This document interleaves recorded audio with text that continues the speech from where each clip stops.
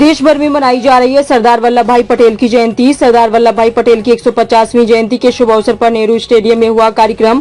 पूर्व मंत्री संजीव बालियान ने कहा कि सरदार पटेल जिन्हें भारत के लौह पुरुष के नाम से जाना जाता है, भारत को एक करने का श्रेय उन्हें ही जाता है। जिलाधिकारी जसजीत कौर ने कहा कि लौह पुरुष सरदार वल्लभ भाई पटेल भारत के इतिहास में एक अनमोल रत्न के रूप में जाने जाते हैं। खबर बिजनौर से है, जहां आयोजित रन फॉर यूनिटी कार्यक्रम की अध्यक्षता करते हुए पूर्व मंत्री संजीव बालियान ने कहा कि सरदार पटेल जिन्हें भारत के लौह पुरुष के नाम से जाना जाता है, ने अपनी दूरदर्शिता और दृढ़ इच्छा शक्ति से 560 से अधिक रियासतों को एकजुट कर एक अखंड भारत का निर्माण किया।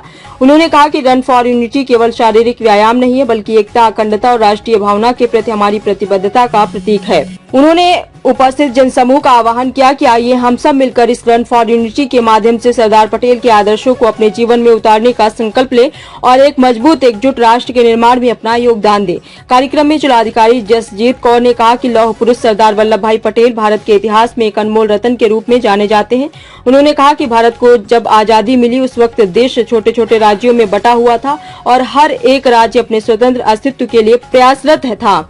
सरदार वल्लभ भाई पटेल ही एकमात्र व्यक्ति थे जिन्होंने सभी से वार्ता कर एकजुट होने का सफल प्रयास किया, जिसके परिणाम स्वरूप आज भारत अखंड रूप से स्थापित है। लौह पुरुष सरदार वल्लभ भाई पटेल की 150वीं जयंती के अवसर पर नेहरू स्टेडियम में आयोजित रन फॉर यूनिटी कार्यक्रम का शुभारंभ सूची चौधरी एवं नगर पालिका अध्यक्ष इंदिरा सिंह द्वारा हरी झंडी दिखाकर किया गया।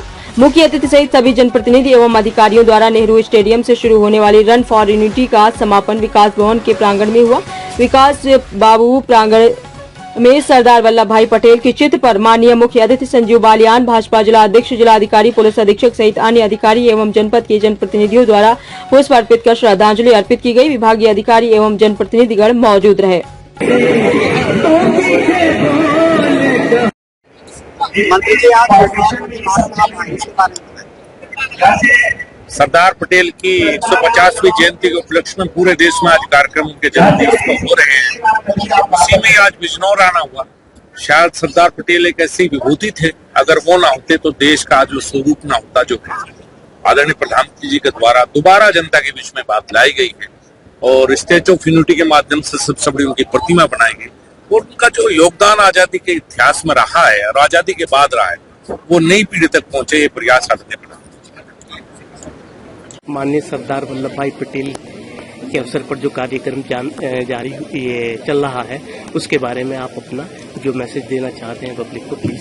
आज सरदार पटेल का कार्यक्रम 50वीं जयंती हो चुका है और इसको पूरा देश यूनिटी मार्च के तौर पर मना रहा है। जब से आदरणीय प्रधानमंत्री, देश के प्रधानमंत्री बने नरेंद्र मोदी जी, उसके बाद सरदार पटेल ने जो देश के लिए किया वो नई पीढ़ी तक पहुंचे।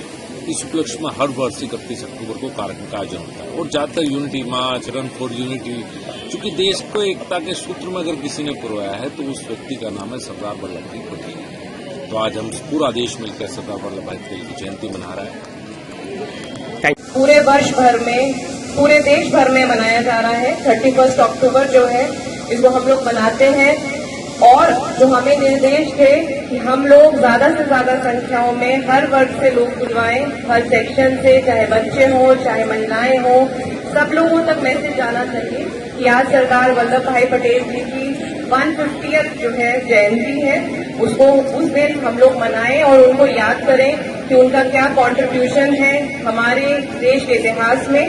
जिस समय हमारे देश की आजादी हुई, उस समय लगभग 550 रियासतें थी उस समय पर अलग अलग, और सब अलग होना चाहती थी। उस समय सरदार पटेल जी ने लीडरशिप ली और सभी लोग से बात करते हुए, वहां पर लीडरशिप दिखाते हुए सभी को एक किया।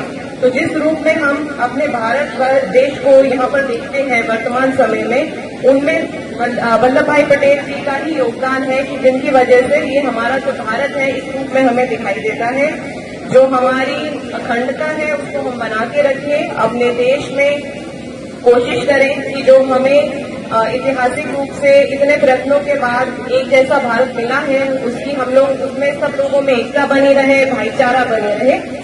आज हम लोग कई कार्यक्रम करा रहे हैं, हमारे सभी नगर पालिकाओं में, हमारे सभी गांवों में भी हम लोग करेंगे। स्कूली बच्चों की भी प्रभात फेरियां, रैलियां आज हो रही हैं, सभी थानाओं में हमारे प्रोग्राम हो रहे हैं और प्रयास है कि नवंबर में भी लगभग 15 तारीख तक हर विधानसभा में हम लोग कार्यक्रमों का आयोजन करें। ताकि पूरे गांव तक, हर कस्बे के नागरिक तक ये मैसेज चला जाए और आज का जो दिन है वो सबको उसकी महत्वता का पता चले। का विलय किया गया, शायद सरदार पटेल ना होते तो भारत का ये स्वरूप ना होता, हिंदुस्तान का जो स्वरूप हम देखते हैं। ये बिखरा हुआ भारत था, अंग्रेज जब छोड़ के गए तो बिखरा हुआ भारत था। इस भारत को अगर जम्मू कश्मीर को छोड़कर एक किया तो उस व्यक्ति का नाम है सरदार पटेल। और शायद इतनी बड़ी कुर्बानी किसी ने इस देश की राजनीतिक इतिहास में नहीं दी होगी कि देश की जनता चाहती थी और कांग्रेस चाहती थी कि सरदार पटेल देश के प्रधानमंत्री बने, लेकिन महात्मा गांधी की सलाह के ऊपर शायद पार्टी और देश को एक रखने के लिए उन्हें प्रधानमंत्री पद की कुर्बानी दी। ऐसा व्यक्ति शायद इस भारत के इतिहास में दूसरा नहीं मिलेगा जिसने इतनी बड़ी कुर्बानी दी। 1857 की क्रांति के बाद शायद 1900 तक इस देश में कहीं आजादी की कोई बात नहीं। 50 साल तक देश एक तरह से सोता रहा। 1900 के बाद अलग अलग अपने अपने तरीकों से हमने आजादी का प्रयास किया।